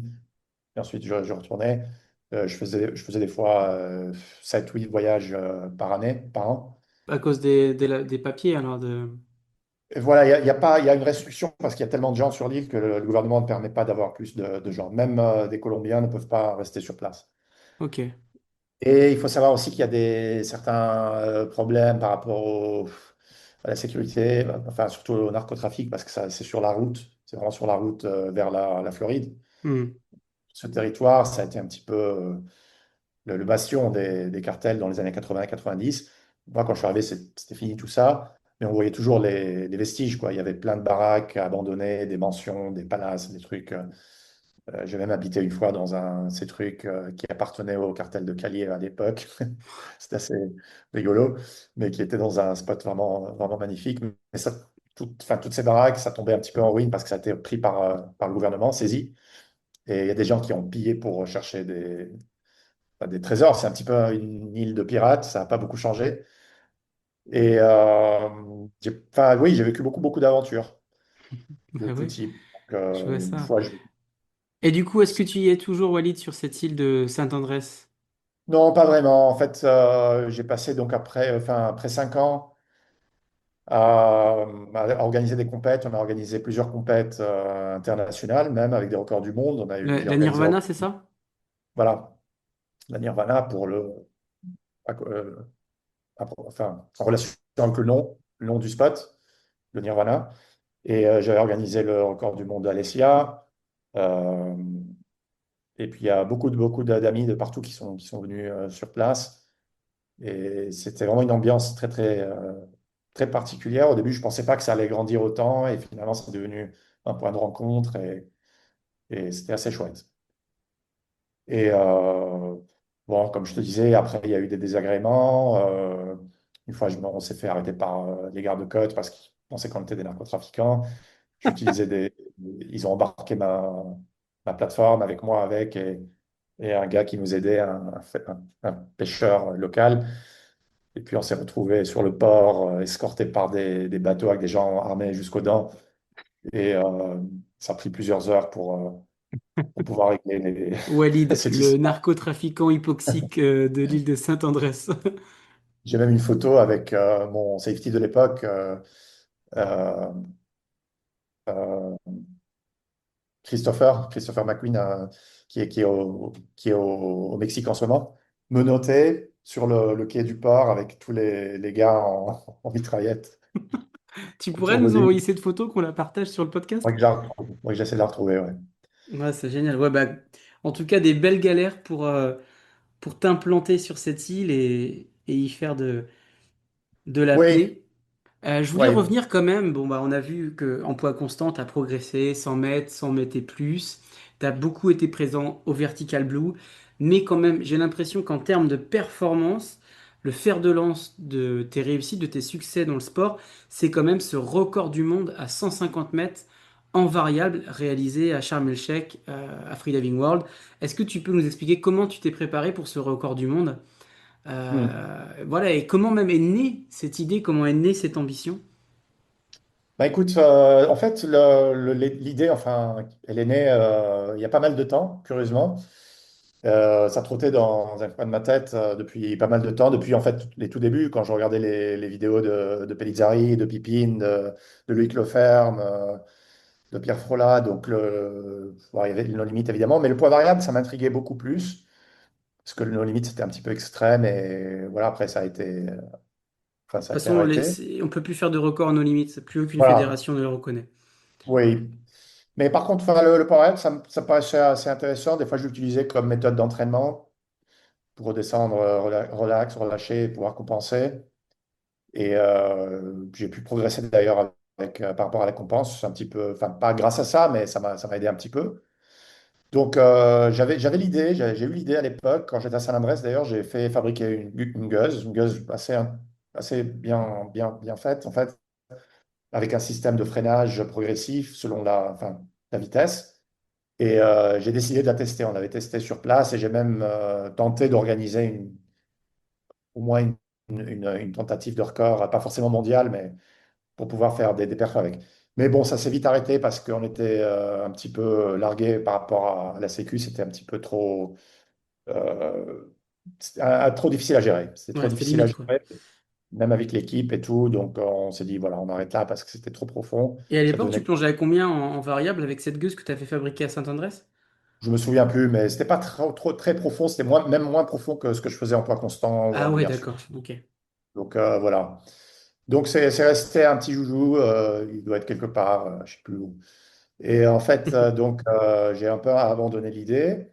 Et plusieurs années après, euh, toutes ces années, en fait, j'ai essayé de me financer par rapport avec l'école, avec mes stages, et aussi par rapport aux compètes elles-mêmes. Donc la compète, pour moi, c'était un moyen d'essayer de trouver des sponsors pour la compète. Parce que comme je suis en Colombie, enfin, je suis étranger, je ne peux pas avoir de sponsors pour moi. Surtout là-bas, ils sont très, très nationalistes et tout. Donc, par contre, pour organiser une compète à niveau national qui fasse rayonner un petit peu l'île à niveau international. Donc j'arrivais à trouver des sponsors, surtout le gouvernement.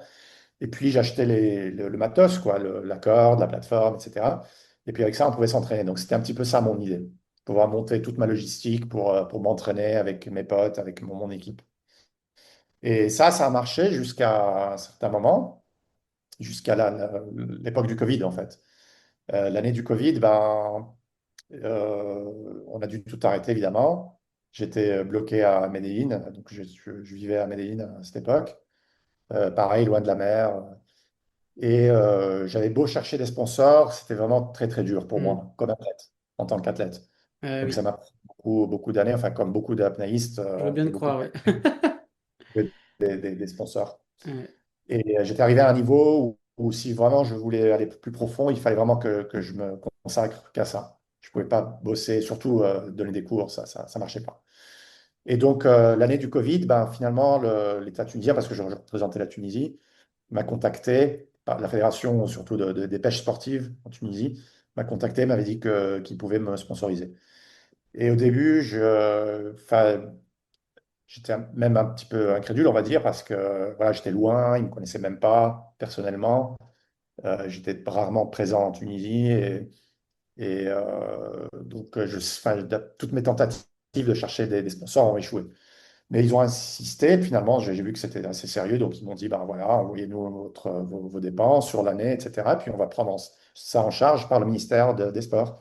Et donc l'apnée va être considérée comme un sport de haut niveau en Tunisie, au Nice. même titre, au même niveau que les sports olympiques. Donc c'est vraiment une première. Et j'ai décidé évidemment de profiter pour faire le mieux que je peux, que je puisse. Mais le problème, le souci, c'est que l'année du Covid, il n'y avait plus de compète. Il n'y avait plus rien à faire. Ouais. Qu'est-ce que je fais? Qu'est-ce que je fais? Déjà, Ah. j'étais bloqué en Colombie. En Colombie, c'était vraiment sérieux. On ne pouvait rien faire du tout. J'ai essayé de faire des apnées dans mon lit. Je ne pouvais même pas sortir de chez moi pendant 2 mois. Finalement, j'ai réussi à trouver un vol de rapatriement humanitaire vers la France avec ma compagne. Donc, on est parti en France, un petit peu dans des conditions complètement. À la one C'était, again, quoi. ah oui, on dirait vraiment un coup d'État ou une guerre. Bon, c'était le seul vol de Bogota à Bruxelles, même pas en France. Après, il fallait trouver un train. En plus, on avait perdu des passeports en route. Enfin bon, c'était toute une galère. Bref, donc une fois arrivé en France, on n'avait pas non plus beaucoup de choix, même si ça commençait à s'ouvrir un petit peu en été. J'étais à Annecy, enfin pas loin d'Annecy. Ma mère habite dans un village à, une, à 1 heure d'Annecy.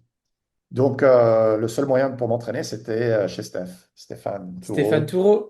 Voilà. Ouais. Je crois Donc, que vous êtes bons potes, d'ailleurs. avec Steph, on est de très bons amis depuis pas mal de temps. On s'est connus à l'époque où j'étais à Tenerife et j'étais allé le voir à Annecy. Et depuis, on a gardé une amitié qui dure depuis 15 ans maintenant et on se connaît très très bien. Et d'ailleurs, vous Donc, êtes ensemble à Sharm el-Sheikh en ce moment. oui, il est là en plus. Il est là, oui. On Ouais. s'entraîne ensemble. Donc, je suis allé le voir et puis on a essayé de s'entraîner ensemble dans le lac. Et au début, j'étais un petit peu voilà, appréhensif et venant des Caraïbes et tout, plonger dans une eau à 7 degrés au fond, c'était pas très. Mais finalement, ça s'est super bien passé. Et puis, enfin, Steph ici connaît très bien. On était très bien équipés avec tout ce qu'il fallait, 7 millimètres, gants, chaussons, masque, enfin frontal, parce que les sinus me faisaient tellement mal. Je me souviens le premier jour, je lui dis non, non, mais c'est bon, moi je descends sans rien. J'ai l'habitude. Il a rigolé, il m'a dit attends, tu vas voir. Je suis descendu à 30-40 mètres, j'avais les sinus qui allaient exploser. Donc j'ai suivi ses conseils. On est descendu à 80 et quelques, c'est ce qu'il y avait dans le lac. Et puis ça m'a fait une bonne petite prépa avant d'aller à Nice. Ensuite, j'ai pu aller à Nice. C'était la première fois que je m'entraînais à Nice. C'était vraiment une découverte pour moi. Ça fait très longtemps, ça faisait très longtemps que je voulais connaître et je voulais. Puis j'ai découvert, enfin, et puis j'ai rencontré les gens que j'avais vus, enfin, que je connaissais sur Internet, un petit peu Arthur, le groupe avec Maric à Nice. Donc Marik, c'est le patron de Django Diving. Arthur, c'est Voilà, Arthur Guérin, qui a le record du monde sous la glace, qui a fait le premier 300 mètres en dynamique. Et Guillaume Néry, bien voilà. sûr, qui est basé aussi à Nice. Oui, bon, Guillaume, je le connaissais depuis 2012 en compète aux Bahamas. On s'était rencontrés, on avait partagé à l'époque. Et donc, ça m'a fait super plaisir d'être finalement dans enfin, le berceau un petit peu de l'apnée, les origines de l'apnée. Donc, j'étais super content. Je me suis entraîné presque tout l'été, enfin, le mois de juillet et d'août. Et puis, je commençais à descendre assez profond. Et surtout en bipalme, je découvrais le bipalme pour la première fois. Et c'était vraiment une surprise parce que pour moi, enfin, j'ai toujours considéré que mes jambes n'étaient pas du tout mon fort. J'étais pas trop fait pour ça, mais finalement, j'ai réussi à faire un 90, 95 et même 100, je crois, à Nice. Et je voyais que le record du monde, il était vraiment pas loin du tout. Je crois qu'il était à 110 à l'époque. Et donc, après, on est parti en Grèce, à Kalamata, où il y avait la seule compète organisée en Europe par Stavros. Donc, j'ai pu participer finalement à une compète. J'ai gagné, je crois, deux ou trois médailles. Mais ce n'était pas suffisant enfin, pour le sponsor. Donc, et ensuite, ben, il y avait le Covid de nouveau. Donc tu veux dire pour le sponsor, pour le gouvernement tunisien? Voilà. Et il fallait que je donne un résultat un petit peu plus important, un peu plus Ouais. sérieux. Donc, la seule porte de sortie en fait, de l'Europe, c'était l'Égypte. Je ne connaissais pas du tout, mais j'ai contacté Andrea. Je lui ai dit, écoute, Donc Andrea, c'est ça va Andrea bien. Zuccarelli, euh, Voilà, qui fondateur de avait Freediving World à Sharm el-Sheikh, qui est hélas décédé il y a 2 ou 3 ans. exactement. Et donc, ben, lui, c'était un petit peu la référence du poids variable et du no limit. Et je l'ai contacté, il m'a dit oui, on peut organiser ça, tout à fait, pas de problème. Donc j'y suis allé un petit peu, j'avais pas vraiment préparé ça, tu vois. Ah ouais. Euh, Ah, c'est pas quelque chose que tu as préparé, millimétré, c'est plus tu t'es non, dit, non. ah, c'est le Covid, il n'y a plus de compète, j'ai le sponsor, la Tunisie qui me soutient, il faut que je sorte d'Europe, direction l'Égypte, Andrea, vas-y, je pète un record. Bon, ça a pris un peu plus de temps, mais bon, entre-temps, j'avais aussi, enfin, ce que je visais, c'était surtout le poids constant. Le poids constant à la bipalme, ça m'intéressait beaucoup parce que j'étais vraiment juste à côté. Ouais. Et d'être chez Stavros, à la Kalamata, j'ai fait une tentative. Je crois que c'était la seule fois où j'ai réalisé une tentative de record en poids constant. Et le même jour que Pas Carnot. Constant Bipal, moi. Voilà, c'était en 2000, il était à 100, 111 à l'époque, le record. Et donc, on s'entraînait avec Arnaud. Et Donc Arnaud Gérald, le champion français. voilà. Et ce jour-là, je me souviens qu'il avait gagné à pile ou face. Donc, il est passé en premier. Parce qu'on avait annoncé la même profondeur, Ah, évidemment. c'est marrant, donc avec Arnaud Gérald, vous vous battiez pour le record du monde Bipalme, et vous avez tiré pile ou face pour savoir qui passe en premier. Oui, Stavros devait choisir. Et donc, Arnaud il est allé en premier. Il a réussi, évidemment. Enfin, il était super clean, bien préparé et tout. Et ça, c'est sa spécialité. Et donc, il y a eu la célébration, enfin, tout pour sa plongée. Et pour moi, ça commençait à faire un petit peu plus stressant. J'ai stressé un petit peu plus que la normale. Et j'ai eu un problème technique, en fait, au niveau du pince-nez. Donc, je me préparais en faisant la planche et j'avais le pince-nez qui glissait sur mon nez. J'arrivais pas à le Ouais. mettre en place.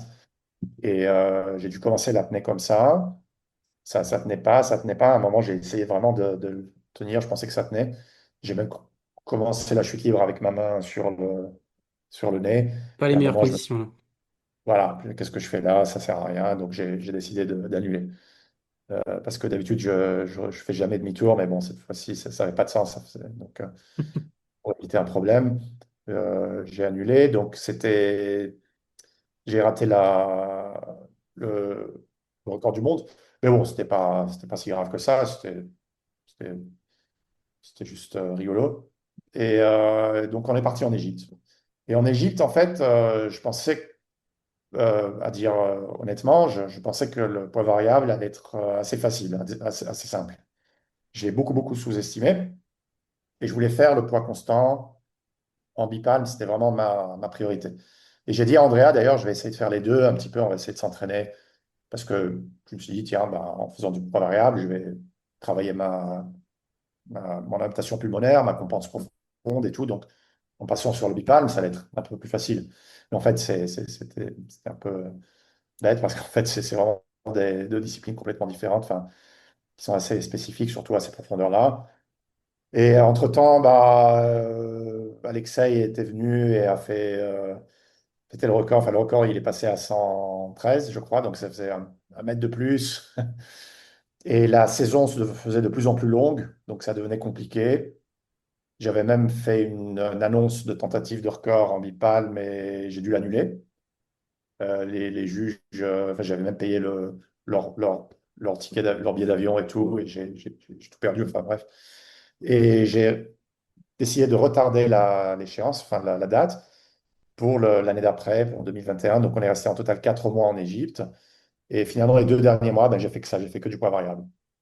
Et c'est là où j'ai vraiment décidé de m'y mettre sérieusement.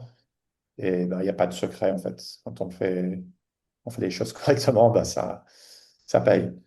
Donc, mais ça a pris du temps. Puis il y avait pas mal d'obstacles qui n'étaient pas, j'avais pas prévus au départ. Donc le 17 janvier 2021, en poids variable, 150 mètres et un beau carton blanc chez Aïda. C'est Voilà. quoi, ça a été quoi tes gros problèmes? Ça a été la compensation? Ça a été le mental? Non, franchement, la compense, ça allait. J'ai réussi à résoudre le problème de la compense plusieurs années avant, même pour l'immersion libre. Donc, je fais jamais demi-tour, en fait, à cause de Bah la oui, c'est ce que compense. tu dis, je fais jamais demi-tour. Oui, après, il y a d'autres problèmes, évidemment. Ouais. C'est pas aussi simple. Ouais, ouais. Bah, je Non, vois, il y a quand même pas mal de cartons rouges pour blackout, mais on pourra en parler après. oui, la remontée, des fois, elle est un petit peu plus difficile. Mais le gros problème pour le poids variable, c'était la narcose. Ah, Franchement, t'étais c'était défoncé, le d'accord. problème Ah ouais. principal. C'est le problème principal et pas forcément de problème d'hypoxie ou quoi que ce soit. En fait, les dive times sont assez courts, on va dire. Après, ça dépendait beaucoup des conditions. Et chez Andrea, à l'époque, c'était pas toujours top top parce qu'on avait il y avait beaucoup de vent. Il y avait beaucoup de vent. On devait s'entraîner l'après-midi. Donc, ça faisait un chronogramme assez étrange, assez bizarre pour un apnéiste. Hmm. En Donc, général, on plonge le matin. voilà, on plonge le matin. Moi, j'ai un métabolisme assez rapide. Donc, en général, même sur des horaires normaux, donc je prends un petit déj, je mange le matin. Donc s'il faut manger le matin plus le midi, après pour plonger l'après-midi, ben, c'est pas génial. Mais bon, j'ai dû m'adapter, et puis voilà, on a fait avec. Sur sur certains entraînements, il a fallu annuler parce que les conditions ne le permettaient pas. Le sled, il partait complètement à côté, enfin, en diagonale. Le sled, c'est la gueuse hein, pour La les gueule, pardon, oui. francophones. Donc, la gueuse, elle était énormément comment dire, affectée par le courant. Donc, Hmm. c'était pas une ligne droite. Enfin, c'était assez chaotique, le, le cheminement, l'aboutissement. Et t'étais en Et mouse fil, je suppose, et tu chargeais à combien alors? alors, pour ce qui est de la compense, moi, à la base, je réalise un mouthfeel très peu profond. Ça a toujours été ma méthode. Et c'est un petit peu comme ça que je l'enseigne et c'est un petit peu comme ça que je le considère. Après, je sais qu'il y a tellement de versions différentes, il y a beaucoup, beaucoup de technicité. Et des fois, je suis un peu critique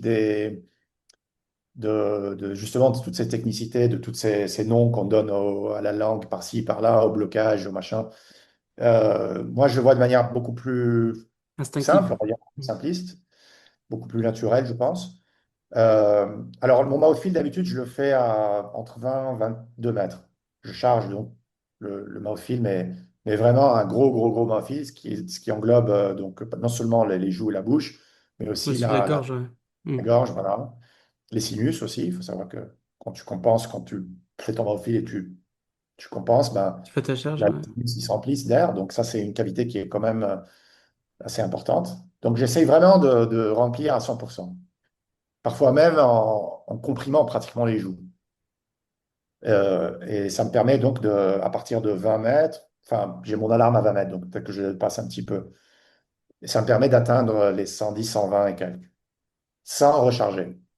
Ah ouais. Et quand j'en ai parlé à Andrea, on a eu quelques petites frictions. On a eu, parce que, enfin, comme beaucoup le savent, c'était vraiment le gourou un petit peu de la compense. Et on en a parlé un petit peu. Au début, il ne croyait pas vraiment que j'arrivais à faire un seul fil et le tenir jusqu'au fond. Après, il a installé une caméra. Il m'a dit, bon, on va voir ce que tu fais. Il a installé une GoPro sur la gueuse pour me faire un zoom sur mon visage et voir ce que je faisais, sans la cagoule et tout. Et après, il m'a dit, mais c'est catastrophique, ta méthode de compense et tout. On a eu pas mal d'échanges Tendu. un peu tendus, voilà, c'est le mot. Mais après, finalement, je lui ai expliqué, je lui ai dit, écoute, moi, je ne fais jamais, jamais de recharge au fond parce que je risque de squeezer. Moi, je squeeze très facilement, j'ai les poumons assez délicats. Donc, il n'est pas question que je touche à quoi que ce soit au-delà des 25 ou 30 mètres. Ah Voilà. ouais. Ouais, ouais, c'est impossible pour moi. Donc, finalement, il m'a dit, OK, oui, c'est factible, c'est possible. Mais après, c'est peut-être un petit peu trop de pression sur ta trachée et tout ça. Je lui ai dit, écoute, bah, moi, j'y suis habitué, puis ça marche bien. J'ai pas trop envie de changer ça. Mais finalement, en parlant, en discutant avec lui, j'ai quand même changé quelques petits trucs à ma méthode parce que le poids variable, c'est quand même particulier. Et en plus, on est tête en haut. Ouais. Donc, dès qu'on est tête en haut, il y a quand même des choses à prendre en compte. Et donc, j'ai utilisé certains trucs, certains conseils qu'il m'a donnés. Donc, j'ai chargé depuis la surface, 0 jusqu'à 40 mètres en continu. Ok. Et dans cette position debout. Donc, c'est beaucoup plus simple, c'est beaucoup plus facile. Bah oui, on le rappelle, parce que l'air naturellement remonte vers la surface. Et donc, quand on a la tête droite, l'air va plus facilement dans la trompe de Stache et dans l'oreille moyenne. Alors que quand on est tête en bas, bah, il faut qu'on pousse l'air vers le fond, ce qui demande un effort supplémentaire. Voilà. Et voilà, je faisais ça jusqu'à 40 mètres. Ensuite, à 40, j'arrête. Et puis ensuite, j'avais assez d'air. On peut le voir sur la vidéo d'ailleurs. J'avais Ouais, les jambes comme ça. bien rempli, ouais. Un hamster. Je dis, ben, ça... et là, pour le coup, je pouvais aussi utiliser la compense en continu. Donc, je peux garder les tubes de Stache ouverts. Pardon. Et donc, maintenir la pression de telle manière à compenser de manière continue. Hmm. Donc, pour le poids variable, je pense que c'est idéal parce que la gueuse, elle va Tellement vite, ouais. tellement vite, à presque 3 mètres par seconde, je sais pas, entre 2 et 3 mètres. Ouais. Donc, on a vite fait de se péter un tympan. Donc, pour éviter, il vaut mieux garder tout ouvert. Et ça marchait bien. Donc, par rapport à la compense, on a tous des méthodes différentes. Des fois, c'est bien de partager, d'essayer de ne pas être obtus ou trop, trop, comment dire, têtu ou entêté sur un truc. Et ok. Et puis cette fameuse remontée de 150 mètres en Ouais, la remontée était un monopalme. peu longue. Ouais, ouais. Et la narcose à la surface, ça n'a pas été trop dur pour ton protocole? Ben, en fait, c'était le principal problème. Le problème principal, c'était le protocole. Sur les entraînements, tous les entraînements se sont bien passés. Il n'y a jamais eu d'hypoxie, il n'y a jamais eu de samba ou quoi que ce soit. J'étais toujours frais ou bien en surface. Par contre, la narcose, elle était parfois assez forte, d'où parfois des problèmes de protocole. Donc, des fois, j'oubliais le pince-nez parce il fallait utiliser les goggles. Enfin, Andrea, il voulait absolument que j'utilise les fluid goggles pour pouvoir voir à ces profondeurs-là en cas de pépin. Donc, il tenait vraiment à ce que je mette quelque chose sur mes yeux. Et du coup, donc, c'était assez. Comme il y avait un, un équipement en plus, donc évidemment, il y a plus de chances de. Ouais. De louper le protocole. Exactement. Pince-nez plus Google à enlever. Ouais. Ça Voilà, fait ça, deux ça paraît gestes. tout bête comme ça, mais ça m'arrivait d'arriver en surface, enlever les goggles, faire ça et dire à OK, carton Mais rouge. t'avais le pince-nez qui était encore sur le visage. Exact. Exact. Et ok. Bon, et comment t'as fait pour pour mater cette narcose et ce nitrogène, cet azote qui nous rend sous? Bah écoute, j'ai essayé pas mal de trucs. Au début, l'entraînement lui-même, bon, on s'y habitue aussi. Plus on plonge profond, plus on s'y habitue. Il faut savoir aussi que la narcose, ben, ça dépend beaucoup de l'état du jour aussi. Il y a des choses comme le froid aussi qui l'amplifient. Mais bon, là, il n'y a pas de problème parce que j'étais en 5 mm, donc il n'y a pas trop de problème. Et l'obscurité, pareil, il n'y avait pas trop de problème à ce niveau-là, en mer Rouge. Euh, Ce qu'on consomme aussi avant, ça peut affecter la bouffe, donc ce qu'on mange, selon selon ce qu'on mange. Donc ça peut affecter. Mais ça, je ne pouvais pas passer outre, quoi. Je ne pouvais pas ne pas manger. Je ne pouvais pas y aller à jeun. Il n'y avait pas moyen parce qu'on plongeait à 2 3 heures d'après-midi. Ce n'était pas possible. Et j'ai tendance à perdre du poids assez rapidement. Donc il fallait faire avec. Euh, j'ai essayé pas mal de trucs. J'ai même essayé la caféine à un moment. Je Ah prenais un petit ouais? peu de café pour essayer d'être un petit Mais peu plus non, réveillé. Bon, en vous fait, le prenez du café, c'est un café. peu, c'est vrai que c'est tabou dans le monde de l'apnée parce que c'est un no-no dans le monde de l'apnée. C'est ce que ton instructeur va te dire toujours au début quand tu prends ton premier cours d'apnée. Mais bon, je pense que c'est un petit peu un mythe, un petit peu une exagération, je vais dire. Je voudrais dire parce que finalement, par rapport au rythme cardiaque, quand on arrive à une compète ou à un truc important, de toute manière, le rythme cardiaque, il a plus de sens, sûrement. Donc, ça, c'est pas une tasse de café qui va changer grand-chose. Par contre, au niveau de l'adénosine et des certains chimiorécepteurs dans le cerveau, ça a été démontré que la caféine, ça peut même empêcher peut-être pas empêcher un blackout, mais bon, ça peut aider à rester, disons, un peu plus éveillé. Mais je dis pas que c'est pour éviter une syncope, hein, je dis pas ça. Hmm. Mais au moins pour la narcose, ben, tu sais, la narcose, c'est un petit peu un état de somnolence, de- d'être un peu, tu vois, comme ça, endormi. Donc la caféine, bah, ça aide un petit peu hein, à rester en éveil. Après, est-ce que ça marche ou pas? Je sais pas, c'est Du très coup, tu t'es anecdotique. pris un café avant ton record du monde? Prenez du café, oui. Ouais, ouais.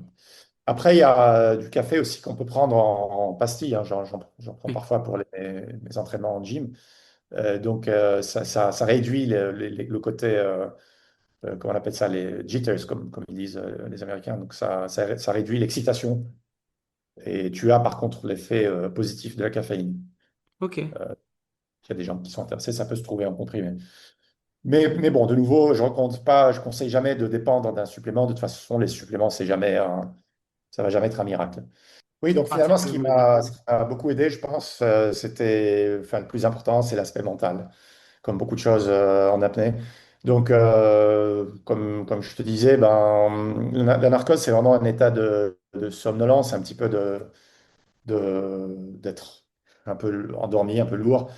Et en apnée, surtout en pas constant, en immersion surtout, que j'ai pratiqué pendant longtemps, ben, on se focus beaucoup sur le lâcher-prise et le relâchement total.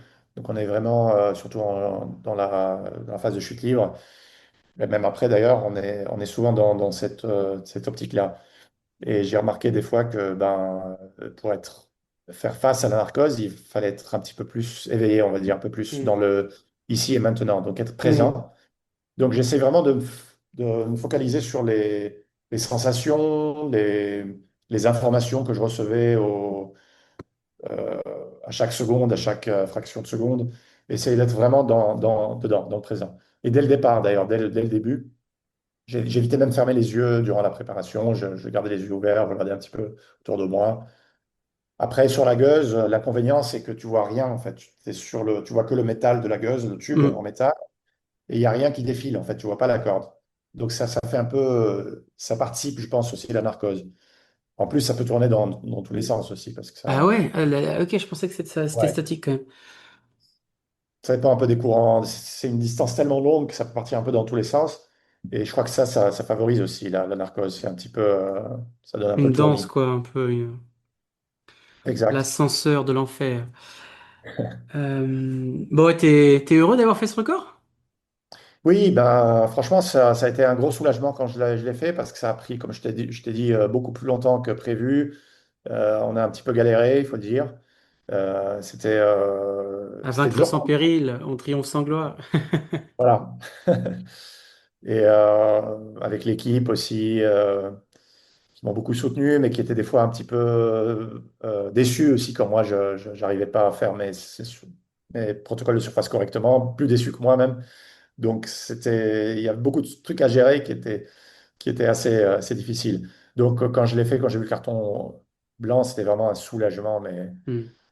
incomparable. Donc, Et du coup, j'étais est-ce que content. la fédération tunisienne t'a fait venir au pays pour te féliciter? Est-ce que t'as donné des Oui, après, bon, conférences bah, au pays?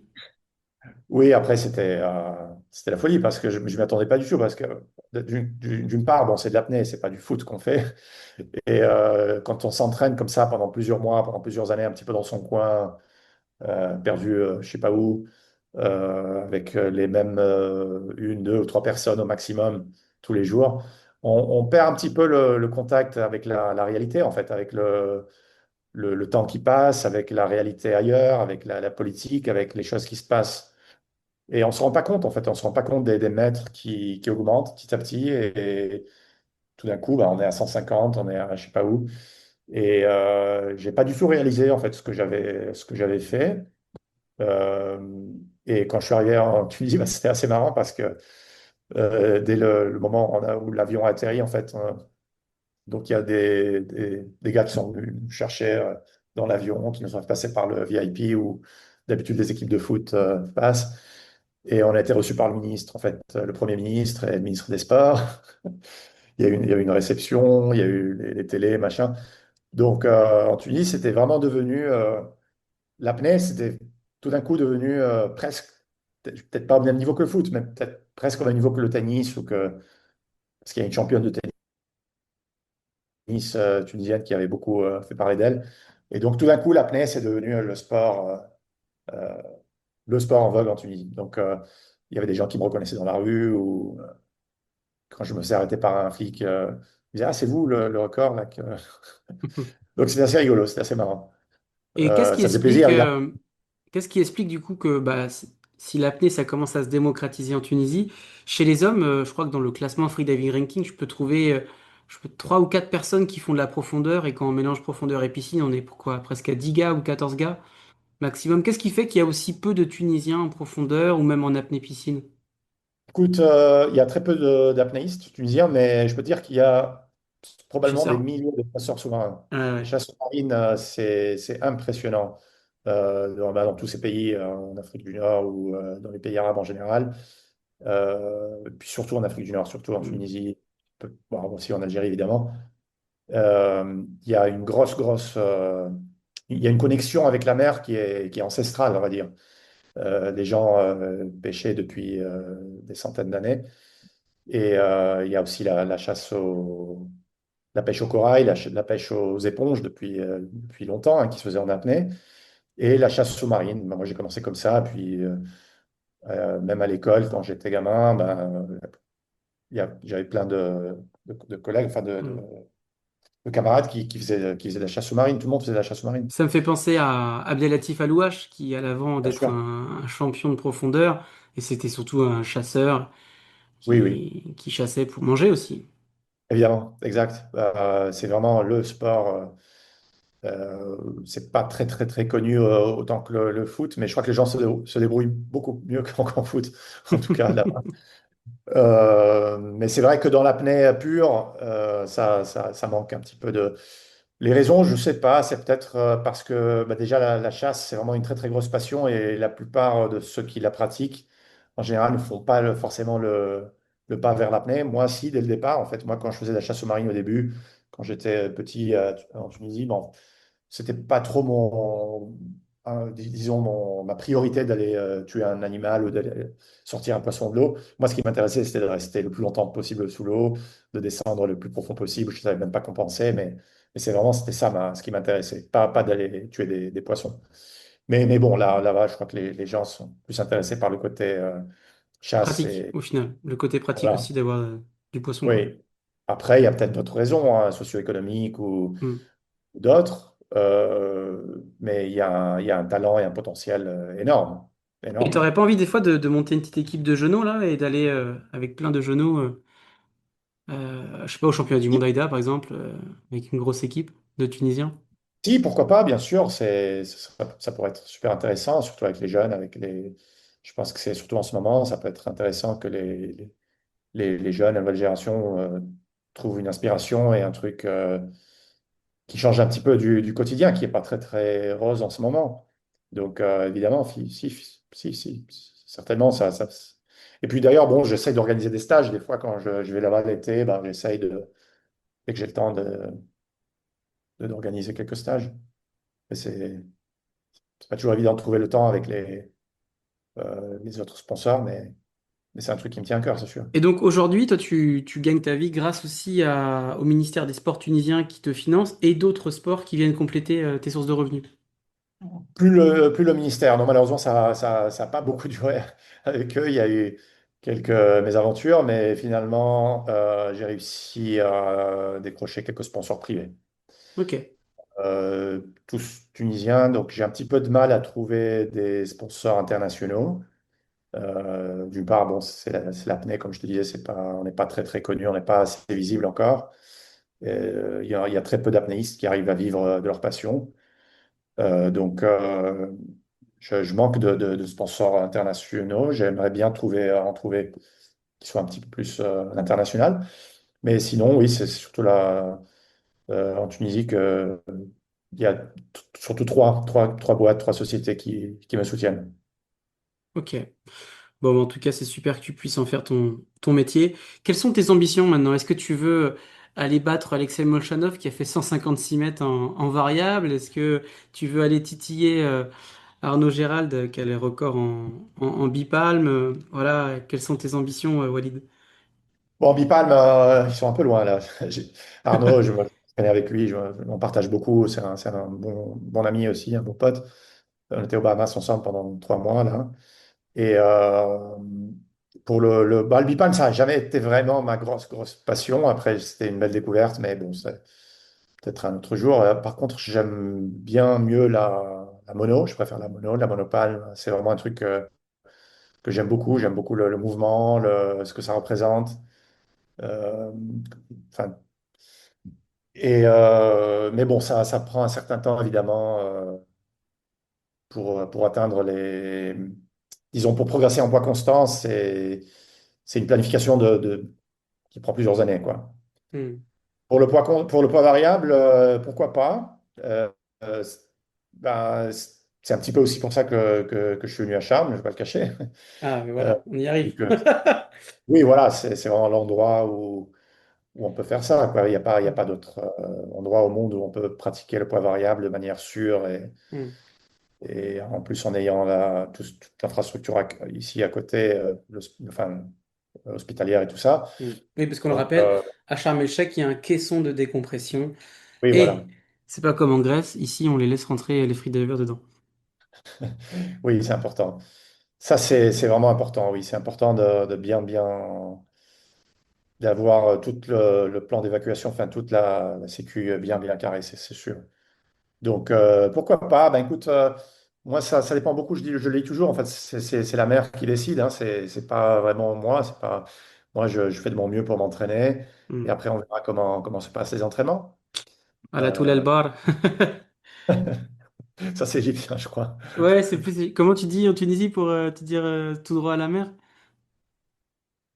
Euh, كله في البحر. Ah ouais, Oui. c'est complètement différent. Oui, oui. Bah, écoute, on a beaucoup de Ouais, problèmes ouais. de communication ici avec les Égyptiens. Et est-ce que tu souhaites rajouter quelque chose aux auditeurs, Walid? Bah, écoute, l'apnée, pour moi, ça a transformé ma vie. J'espère que ça pourra transformer la vie des auditeurs ou de personnes passionnées qui nous écoutent. Euh, c'est vraiment beaucoup plus qu'un sport, hein. C'est une passion, c'est une philosophie de vie. C'est ce qui nous unit tous, peu importe les cultures, les origines, ou d'autres, les opinions. Enfin, quand on est entre apnéistes, je pense qu'il n'y a pas il y a plus de barrière, quoi. Je pense que ça, Non. c'est un truc qui m'a toujours tenu à cœur et j'ai toujours aimé partager entre amis c'est toujours la manière dont j'ai vu, enfin, j'ai considéré l'apnée, la pratique de l'apnée. Donc, c'est ce que j'ai envie un petit peu de transmettre à ceux qui nous écoutent. Après, par rapport aux résultats en eux-mêmes, ben, je pense que tout est possible si on sait chercher la méthode, le chemin correct. C'est un sport qui est très, très compliqué, très complexe, qui demande énormément de patience. Ça, c'est Mm. autre chose, je pense, qu'on pourrait aussi, sur lequel on pourrait insister, c'est la patience. Ouais. Moi, ça fait une vingtaine d'années que je pratique ce sport et je me sens encore débutant sur plein de sujets, plein de trucs que je découvre tous les jours. C'est un sport qui n'arrête pas de me fasciner, de me, comment dire, De de te me pousser surprendre, à quoi. chercher, Mm. quoi, et Ouais. à découvrir. Et je Ouais. pense que c'est ce qui est fascinant et c'est ce qui m'a toujours passionné dans ce sport. Le jour où j'apprendrai plus rien, je pense que j'arrêterai, mais c'est loin d'être le cas et je suis loin d'y arriver. Donc, voilà, c'est un petit peu ça. Et puis, ce qui est aussi très intéressant dans ce sport, c'est que on a beau penser qu'on a des barrières ou des blocages ou des obstacles ou qu'on n'est pas on n'est pas capable. Et en fait, on trouve toujours le moyen, toujours le moyen. On trouve toujours un moyen de contourner cet obstacle. Et ça, c'est génial, je trouve. Je pense qu'il y a très peu de sports qui offrent ça. Donc, si vous avez un obstacle, si vous avez un truc qui vous bloque, faut pas penser que c'est nous le problème, enfin, que ce qu'on a. J'ai souvent entendu des gens dire, sortir des excuses du genre, ouais, j'ai une anatomie du tube de Stache qui ne me permet pas de voilà, Mm. penser, je sais pas comment, de cette telle ou telle manière. En fait, il y a toujours une façon, il y a toujours une manière, d'une manière ou d'une autre, on arrive toujours à trouver un moyen. Faut juste patienter, enfin, et répéter, et progresser tout doucement. Bah, merci beaucoup, Walid. Et j'espère que les auditeurs de ce podcast ont apprécié. En tout cas, merci beaucoup, Walid, pour ton temps. Et je te souhaite le Merci, meilleur Lucas. pour ta préparation en Sharm el-Sheikh. Et puis j'espère que peut-être dans quelques mois, tu annonceras peut-être une nouvelle tentative de record du monde. Inch'Allah. Merci, Julien, merci beaucoup pour l'invite. Ça a été super de partager sur ça. Avec grand Et plaisir. bonjour à tous. Ciao. Tip top, merci, Walid.